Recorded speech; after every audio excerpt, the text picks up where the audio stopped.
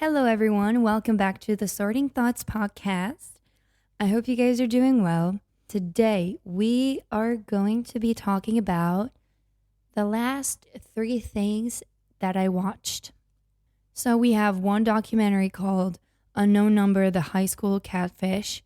We have the second part of Wednesday, the TV show. And we have the one and only Conjuring for last rites.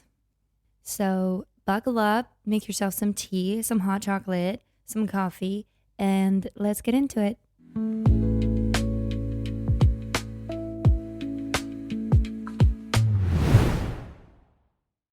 Before we get into anything, I would like to add a trigger warning because this documentary mentions suicidal thoughts and threats, harassment, body shaming, and a conflicted relationship with a mother.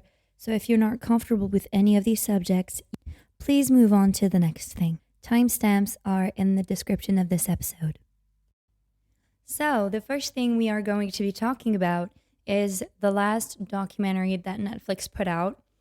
And I didn't know that they put out this documentary, but I was scrolling on TikTok, like one does, and I was seeing all these videos of people being in shock and surprised and completely fabled by what was happening in this documentary. So I was like, okay, I'll watch it. So it is about a teenage girl and her boyfriend becoming the targets of relentless harassment from an anonymous phone number. As authorities dig deeper, they uncover a secret that challenges everything they originally believed about the case. When it comes to those kind of cases, it's always a person that is close to the people that they are harassing. But this one was just unbelievable. The reveal of the person behind it was, wow, I was flabbergasted. Because I hadn't heard about this case before. I'm a huge true crime person. Like, I listen to a lot of YouTube videos about it. I think I've watched almost every single documentary that Netflix put out. I've also watched the ones that are on HBO Max. And I've also seen the TV shows that talk about these famous cases, like the Ryan Murphy show, where he talks about the Jeffrey Dahmer case, the Menendez brothers. And I also had watched his previous show, American Crime Story. And the first season was O.J. Simpson, and the second season was the murder of Gianni Versace. Anything you can think of that is about true crime, I've watched. And there's this French TV show called Criminal Chronicles that talks about the most insane cases that have happened in France, but also around the world. And I've always been interested by that. So anyways, and like one of my favorite TV shows is Criminal Minds. So when I heard about this case, I was like, oh my gosh, this is something I don't know anything about, and it's new things. Like, it's a new case for me. And I watched it, and it was incredible, and Netflix hasn't missed again. But the revelation of the anonymous person that was texting them was like, so spoiler alert, because I'm going to talk about it now. Her mom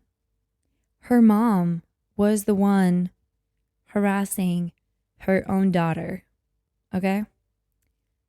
Just that is absolutely insane. When you're watching the documentary and they're telling the story, you're like, it has to be someone from the school. It has to be, because all these text messages were sent during school hours. And even the girl said that sometimes she would purposely talk about things in the hallways to see if the anonymous person would talk about it in their messages. And they would. And the fact that it was her mom, so her mom was probably somewhere around in the hallways, which makes this a lot more creepy than it already is. Like, can you imagine your mom doing this to her own child? Like, to me, it is crazy. Like a mother, the role of a mother is to protect, love, guard her child, like be her guardian. And having your mom saying the most outrageous things to her own daughter, like in the text messages, like she was literally pushing her daughter to commit suicide. Oh, what a great mom she is. And she was telling her daughter the most outrageous things about her body. Like she was body shaming her own daughter, pushing her to commit suicide and saying all these horrible things that nobody would love her. Coming from your mother, there's no words really to describe this. Like, it's the person you should have the most faith in. She's supposed to protect you. She's supposed to love you. She's supposed to uplift you. And that mom was doing the exact opposite of what the role of a mom should be. And well, first of all, it's crazy, but it's also just sad. It makes me sad for the little girl that was apparently very close to her mom, like had the closest relationship you could have with your mom, a healthy relationship. But behind all of that, she was sending those crazy text messages anonymously to her own daughter, to her ex-boyfriend. It's crazy. And I can't even imagine how that feels like. When it was revealed that it was the mom, I thought, that she was going to say that she had some like bipolar disorder or split personality disorder, like someone else was taking over her, but that it was scientifically proven that it was a sickness. Absolutely not. This lady is completely sane psychologically. Well, there's a problem, obviously, but there's nothing wrong with her in her brain scientifically. And she said, I'm quoting, "People make mistakes." And I was like, oh my gosh, the audacity this woman has to say this. Like the audacity this woman has to say this in front of a crew, in front of an interviewer. Insane. Even audacity is shook. She's minimizing so much of her actions. And I really don't have any words for this. It's like, people make mistakes. Mind you, the harassment lasted for a year and a half. So how can that be a mistake? Maybe sending one text is a mistake. Sending thousands of text messages is not a mistake. Like, that's far behind being a mistake. Trusting the wrong people, that is a mistake. Harassing your own daughter for a year and a half, and you call this a mistake? What? And that's the way that she said it. It's like she failed a test in high school. I don't think she's come to terms with how bad her actions were. And I don't think her daughter is helping her come to terms with this because her daughter still wants to have a relationship with her. And I feel like that if her daughter was not agreeing to still have a relationship with her mom, that she would somehow realize how bad her actions were and how serious and how dangerous and how traumatizing that was for her daughter and her ex-boyfriend. When the boyfriend is testifying in the documentary, he's gone to a point where he couldn't let anyone be close to him because he was scared for their lives and for their well-being. Because anytime he would get closer to someone else, that girl would get text messages anonymously from the mom. Like, do you know how crazy that is? Like, the extent of the craziness of it all. I don't think there's a strong word that could describe that. Like, the trauma that he has to live with after this. The trauma responses that he is going to have for the rest of his life is going to be insane. Like, hopefully, he has by now healed from this. But the thing about traumas is that there's always some kind of trigger So maybe if you have healed from this, there's always going to be that evil voice that is going to try and trigger your mind into responding with your trauma.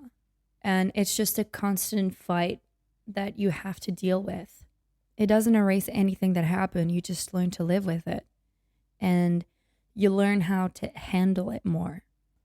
Let's see the comments that people left on Letterboxd. Girl, this is not a, quote, mistake. You are a fucking nutcase. Yeah. Reenacting your own crime of texting your daughter to kill herself is beyond diabolical. Yeah. Oh, yeah, she excused her behavior with how people sometimes don't get caught drunk driving. How in your right mind are you going to excuse your behavior on the fact that sometimes people drunk drive and they don't get caught? Like, that's not a good thing that they didn't get caught. It's really bad. Ugh. I really don't understand how this mom's minds work. So she wasn't the one. The mom wasn't the one that started the text messages. It was somebody else. To this day, we still don't know who it is. She just continued it, and she had in mind that by continuing it, they would actually find the original person that started the text messages. So she thinks it's coming from a good place, because it may have started from a good place, but it's not in a good place anymore. Like, it became toxic for her. Also, how can it not be toxic to anonymously text your own daughter and her boyfriend? How? And also, it feels like she had this sort of obsession with her daughter's boyfriend. The way she was seeing her daughter's boyfriend was definitely not healthy. Throughout the whole documentary, it feels like she had views on him. And also how she was talking about him in the text messages. In the text messages, she was telling her daughter that she was not worth of her boyfriend, that he should break up with her. And she was also talking about doing sexual things to him. Like, what? Now that I think about it, how is this woman out of it? Like, how is she walking free? That's some pedophile shit right there. How is she walking free?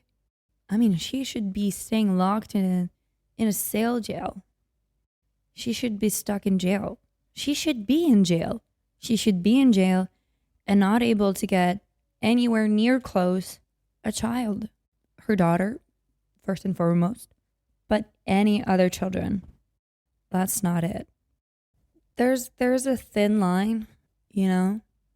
There's this very thin line that she didn't cross, but it also feels like she crossed it in the text messages, and that should be enough to put her in jail or have a paper that legally says that she cannot get any closer to people under 18. And I can't even imagine the reaction of the other parents that were doing everything in their power to try and figure out who this anonymous person was, because she was helping them. Like, you know, she was helping everyone. She was working at the school. She was part of the parent council. Like, she was very involved in the school. She was almost there every day. It's crazy. Yeah, that woman should be in jail. Like, her daughter says at the end that she still wants to have a relationship with her mom. I don't think I would ever want to be anywhere close to my mom ever again. I would just be like, she's the one that gave me life. I'm here biologically because of her, but I don't want to have anything else to do with her. Because all the suffering that she put everyone through,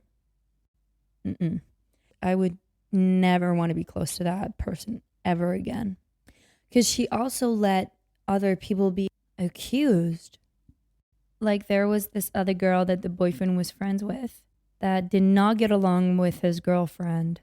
And she let that child being accused of sending those text messages that girl also has this trauma of having the whole town against her. And the mother let it happen. It just doesn't sit right with me. Like, I don't think I would be able to fall asleep or even look at myself in the mirror, knowing that somebody out there is paying for my mistakes, as she called it. A mistake. Girl, that was not a mistake. I don't think you can call this a mistake, but okay. Whatever. Whatever helps you sleep at night. I think she's in complete denial, honestly. And she belittles the situation so much. I don't see how else she could come forward and be in the documentary of her own crime, sitting there telling the story and calling it a mistake. Like, there's no other possible way that she could be living with this without being completely delusional about the whole situation. So if you haven't seen it, you should really go and watch it. It's a really good documentary and it is really well built. The suspense is well built. The revelation is mind-blowing. You will not waste your time if you watch this documentary. Next, we have the second part of Wednesday season 2.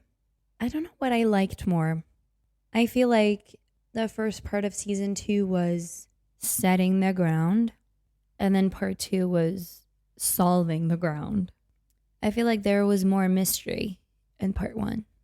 Like, you could make all these theories and you could try and figure out who was behind everything and who's orchestrating everything. Whereas, part 2 is very much like, this is what happened in part 1. We've introduced all these mysteries. Now we're going to solve them. And I feel like I had more fun watching part 1. But part 2 was still enjoyable. I still liked it. Lady Gaga, can we talk about Lady Gaga's appearance in the show? She looked fabulous. Majestical and mystical as always. I thought that her role would be bigger because of how they promoted the fact that she wasn't going to be in the show. So now I'm going to be naming characters. So spoiler alert if you haven't watched part 2 of Wednesday. I knew something was wrong with Barry Dort. Like, at first when I was watching the first part, me and my friend were like, I don't think he's part of anything, I don't think he has anything to do with the prophecy that Wednesday saw. And he wasn't. But he was just part of something else. Like, I thought he was in his own head, in his own little world. Turns out he was the head of a cult. I can't remember which episode in part 2, but one episode started with a flashback, and Dort said that he was the person behind the curtain that was pulling every string, like in The Wizard of Oz. I loved that mention of The Wizard of Oz, by the way.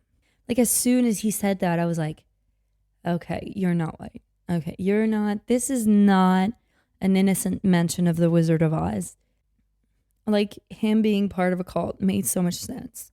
I don't think it would have made any sense if he had been this bigger villain. You know what I mean? Like, he was just feeding his own needs. So, there was that. Francoise and Isaac. Can we talk about these two for a sec? These two had a weird sibling relationship. Am I the only one that thought this? I hope not. Because I feel like there was something more to them. Like, it wasn't any basic brother and sister relationship. It kind of felt like they were in love somewhat. And that was strange. That was very strange. Now that I'm talking about it, I don't know if I would have wanted them to explore that bit more, or if I just want to stay in the unknown and theorize about this. But it was weird, right? I can't be the only one that thought it was weird. And she grew up, but he didn't. And when he was brought back to life, he was brought back to his teenage self. So that made it 10 times worse.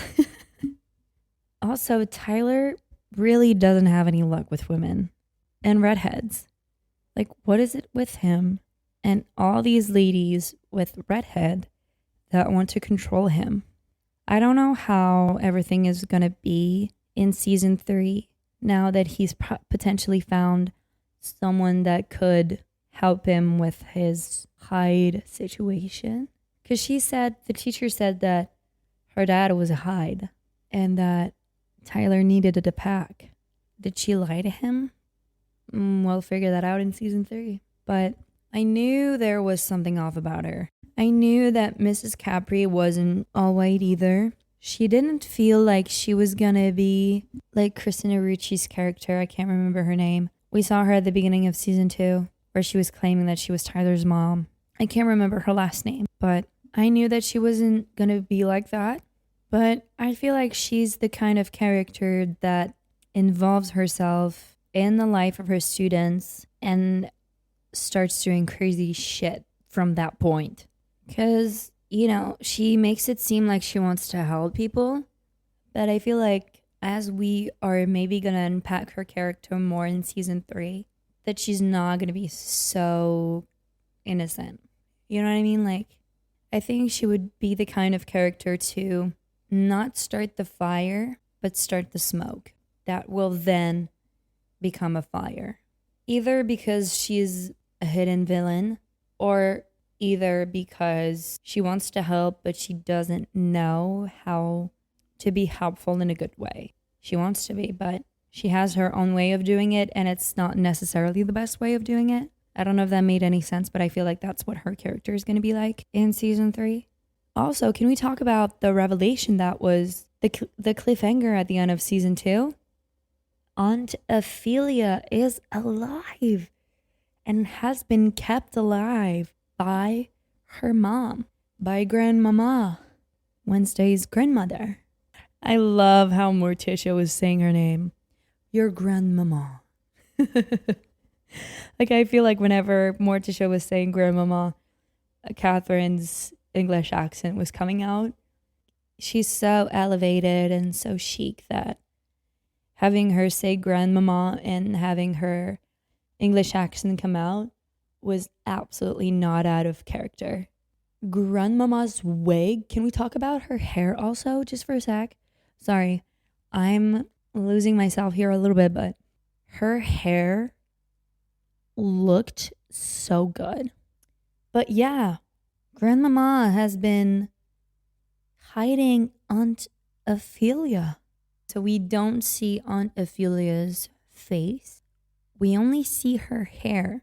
So from the back, it looks like Lady Gaga's character. But she seems small in height. Kind of like Jenna Ortega's height. Because Lady Gaga is not tall. It didn't feel like it was Lady Gaga from the back. So maybe Aunt Ophelia looks exactly like Wednesday, but with blonde hair. And I feel like I've read somewhere that Aunt Ophelia does have blonde hair, but actually looks a lot like Wednesday. I cannot wait to see that, and I cannot wait for Morticia to figure out that her mother has been hiding her sister and pretending that she died. And I was not surprised that the chauffeur was also helping Grandmama with all this, and that he probably knows that Ophelia is still alive. Oh, and I think the greatest reveal of the season 2 was that Thing is the hand of Isaac Knight. I loved that reveal because they had been sort of inkling at the fact that Thing was not okay with not knowing where he came from and that he was going to a support group. That part was funny. A support group for people that do not have all their body parts. Like, there was 2 eyeballs on a chair, an ear, a thing, of course, and the teacher that only has 1 head that was in an aquarium. That meeting was fun. Like, I was not expecting that. The ballroom episode, the costumes were impeccable. And the dance routine, I didn't think that I was gonna like Agnes's character because she kind of was trying a little bit too hard to be Wednesday's best friend. But when she finally stopped doing that and found herself, love her. She's a great character. And I didn't think I was gonna like her and Enid together. And I feel like that was something that was unpredictable and unexpected. I like the dynamic of the two. And I hope we're going to be able to see more of that in season 3 once Enid is not a werewolf anymore. And when they were dancing because of Enid's platinum hair and Agnes's red hair, it kind of felt like Elsa and Anna from Frozen. Like they kind of had that dynamic, and I thought that was cute. And it truly is a duo that we didn't know we needed. And also the moment where Enid said to Wednesday, "But you're my pack Wednesday." I was like, "Oh, that's so cute." I love this friendship. I love these little friendships.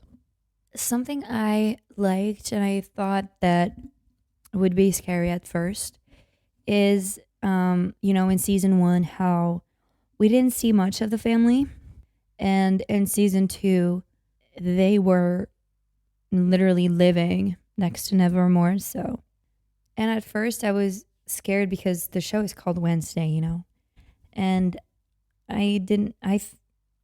was kind of scared that they were gonna be taking too much place, but Tim Burton and the writers are just masters and did everything perfectly. Like it was just the perfect pinch of family because in season 1 they weren't there, and I feel like that was kind of missing because you were missing that essence of the family because the dynamic is great in the movies.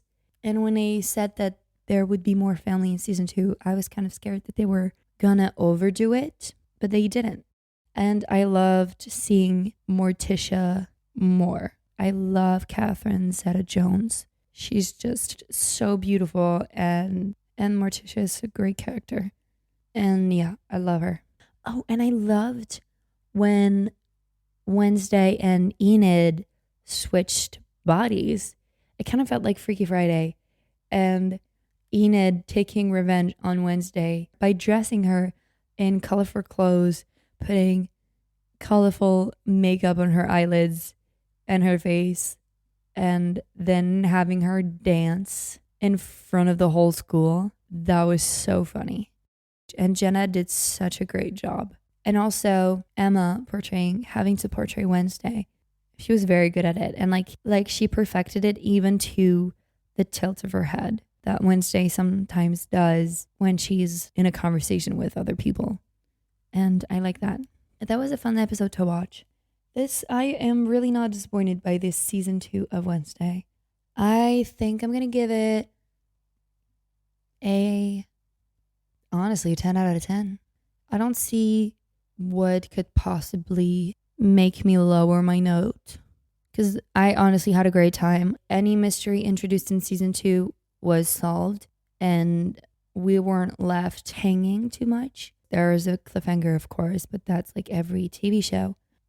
I hope season 3 is going to be coming soon and that we're not going to have to wait too long again.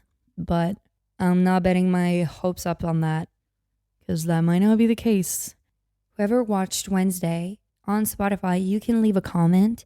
So please tell me what was the moment that you preferred the most in season 2, and what was the moment that you not hated but didn't like very much. I would very much like to know that. Now, let's get into the movie that I've been waiting for 5 years and is finally here. Conjuring Last Rites. What do I even say about this movie? Well, what I can tell you is that I've already seen it twice. I went to a premiere on September 5th, and I went to another premiere on Tuesday 9th because, let me explain this a little bit. In Europe, this one was only coming out on Wednesday, September 10th. So the cinema that I usually go to, where I have a subscription, they were doing a big premiere the day it was released in the States. And then I went to another premiere that my local cinema was doing right before the official release date in Europe, which was September 10th. So I went on September 9th with my sister. And oh boy, oh boy, the fact that this is the last Conjuring project with Patrick Wilson and Vera Farmiga is literally breaking my heart because I love this franchise so much. I don't know, I feel like it's the chemistry that these two actors have together and how it has been displayed on screen and how beloved these characters are, you know what I mean? Conjuring Last Rites. What to say about this movie? You really felt like that one was a goodbye. It really did feel like a goodbye, and I was very emotional at the end. I was like, I couldn't hold the tears in. and yeah, like Hannah Montana said in I'll Always Remember You, it's so hard to say goodbye. And it is, because it kind of feels like the end of an era. But, you know the saying of all good things have to end, and I think they ended it in a great way. They really showed how much family is important in those movies and in that franchise, and that it's this unity that makes the Warren family in the movies. And I feel like it's a very important notion that's been talked about since the first movie. You know, all these cases were not about a singular person, but all these past entities that we've seen in the previous movies were attacking a family.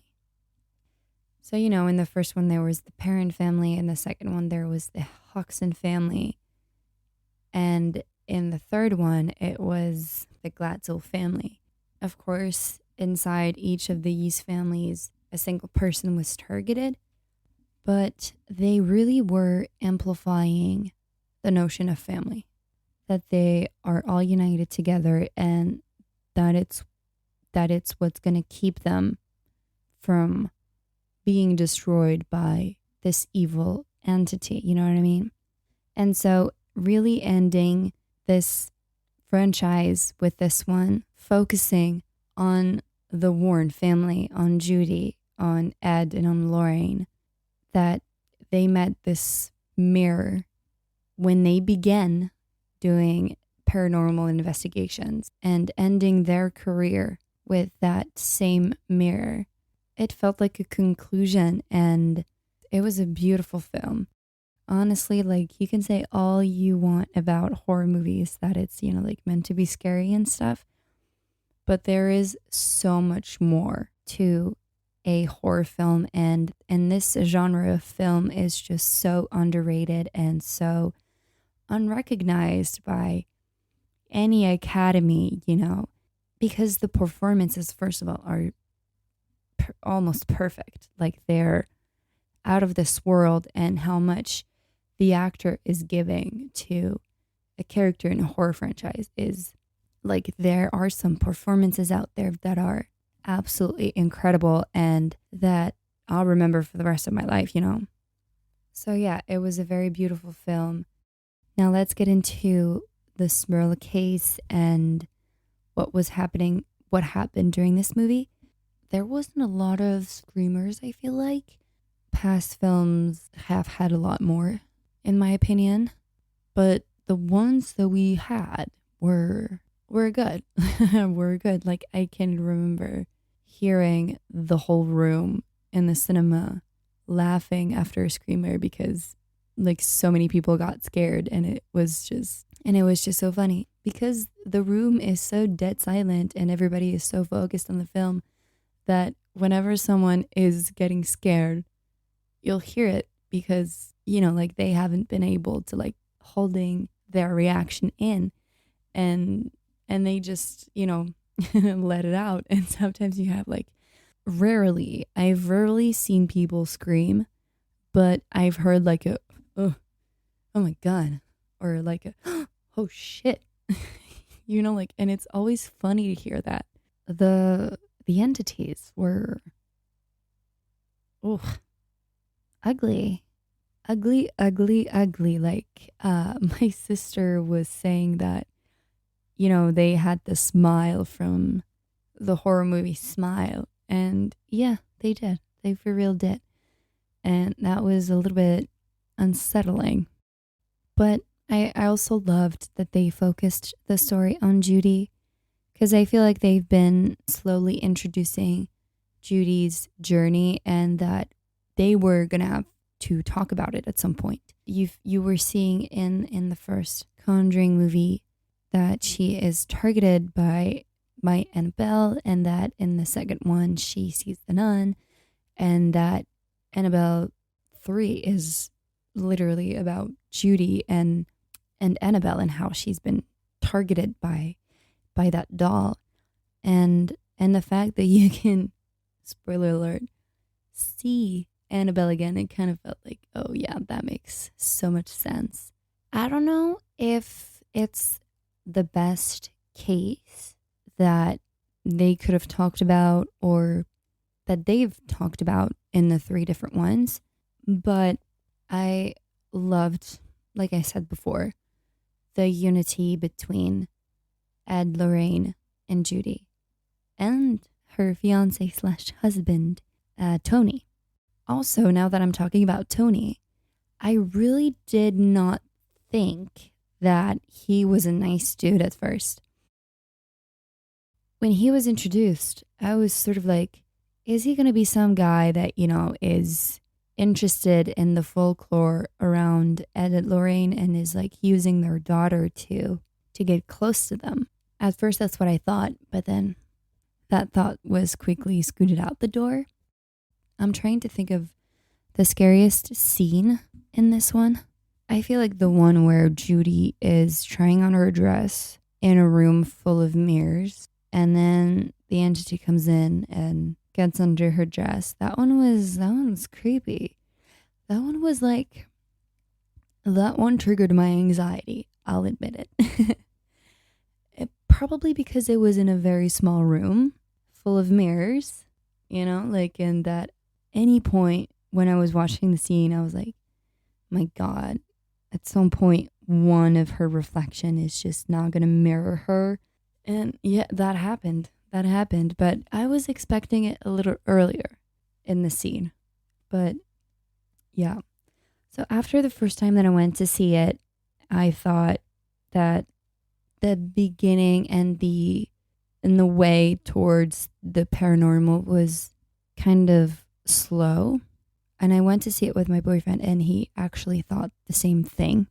So I was like, okay, this second time around, we'll see if I still think that it was kind of a slow start, like Conjuring 2 with the nun. It's kind of like, it slowly starts, like first you're introduced with the old man, and then you figure out that there's an entity behind the old man and that it's forcing him to terrorize Janet, which is kind of like this one, which is kind of like Last Rites, like you are seeing these entities at first, but there's something bigger behind it compared to the first one and the third one, where you are immediately thrown into the story and the paranormal. As I was watching it the second time, I totally changed my mind about this. I think that it was absolutely perfectly paced, that it needed to be like that, because this story is really about the core of the Warren family, and you have to tell the whole story, and you have to slowly focus on Judy and whether she's having more visions, whether she wants to make her visions disappear, whether she wants to face them. And so that takes a bit, right? And also her relationship with her parents, how it's because the film starts with Judy's birth, and it's really about this special link that the three of them have. Also because of how the birth went, but also because it's like they're letting their daughter go after being so protective of her for so long, and they're always going to be very protective of her until the day they die, and I thought that was a beautiful thing to watch. Again, family is really the big theme in this one. In the Warren family, the Smurl family is almost second in this one, and the Warren family is the first, like really in the foreground of the story. Whereas usually, it's about the family that they're helping, and then you have a little bit of background and a little bit of story around Ed and Lorraine. But this one really was about them. And it actually was the best weekend start for a horror film ever.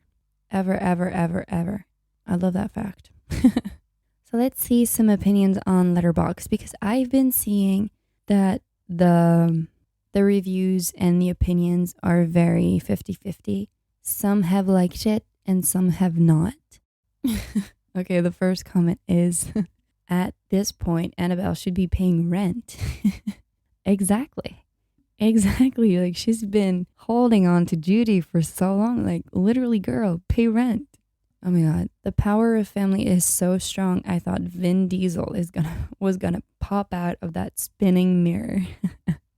Oh, that one is facts. The most diabolical things of all time could be happening, and I'd be crying over the love that Ed and Lauren share. Like, for real, that last scene where Lauren is saying to Ed that she had a vision of their future, I was bawling my eyes out. Literally. I was like, this is really the end, And they have such a beautiful love in the movies that, it's just so precious and so cute to see. I also cried when, spoiler alert again, Father Gordon passed. Gosh, that one was brutal. I was not expecting it. I thought, like that he was, gonna be able to overcome this demon, and I've been trying to look for on the internet if the real Father Gordon passed like that, but I haven't been able to find anything. I'm waiting it out, and I'm waiting for people to go and see it and then talk about it, and then maybe people will have figured that out, and then I will know. And my sister cried at the beginning. I didn't, because I was questioning myself about the fact that, oh my God, did they have a child before Judy that they lost birth? But no, it was actually Judy. And when I saw it the second time, I was like, okay, this is emotional, specifically when she's asking God to bring her back to her. I just got chills just talking about it. Most of these reviews are positive. Someone said, the power of Ohana compels you. And for anyone that doesn't know, Ohana means family. Family means nobody gets left behind or forgotten. That's from Lilo and Stitch. All these comments are very funny, specifically the ones about Annabelle. Like, one said, Annabelle is that messy bad bitch who crashes parties uninvited just to stir up drama for shits and giggles. Hashtag queen behavior.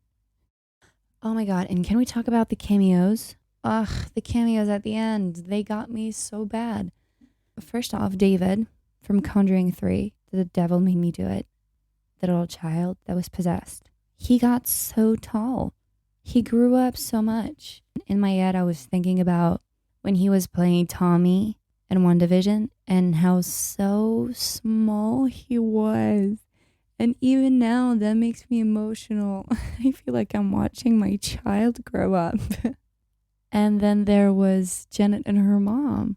Oh my God, Janet grew up so much. She's such a beautiful woman now. And then Caroline Perrin and Renesmee, Cindy Perrin. And also James Wan in the back making a cameo. That was so fun. And I also loved, that they brought back this police officer from the first one, Brad, and that we also got to see Drew again, their cameraman, their assistant, whatever you want to call him. I just loved this little focus on each of them at the end. Ugh, that's why it was so hard to say goodbye, because you have to say goodbye to all these great characters that I've learned to love and appreciate, and yeah, it is truly the end of an era, and I don't think there would have been a more beautiful way to say goodbye to Ed and Lorraine, and to Vera and Patrick. Ugh, I'm gonna miss seeing them.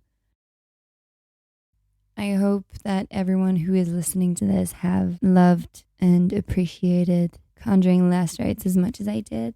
And on Spotify, you can leave comments. So please leave a comment. Tell me which one of the Conjuring films is your favorite, and which movie of the whole Conjuring universe is also your favorite. Because you have the 4 from the Conjuring saga, and then you have the Conjuring universe where it's Annabelle, the Nun, the Curse of La Llorona. So yeah, tell me which one is your favorite. I would love to know. Okay, so this is the end of this episode. I hope you guys enjoyed it, and I will see you guys next week. Bye.